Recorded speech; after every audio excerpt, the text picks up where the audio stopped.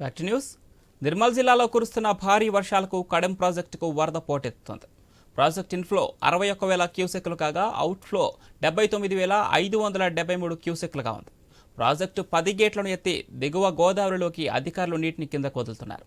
Kadem project పూర్తి స్థాయి నీటి మట్టం 700 అడుగులు కాగా ప్రస్తుత నీటి మట్టం 695.225 అడుగులుగా ఉంది. పూర్తి స్థాయి నీటి సామర్థ్యం 7.603 టీఎంసీలు కాగా ప్రస్తుతం 6.414 టీఎంసీలుగా ఉంది. ప్రాజెక్టుకు భారీ వరద ఉధృతి నేపథ్యంలో అధికారులు ఎప్పటికప్పుడు మానిటరింగ్ చేస్తున్నారు.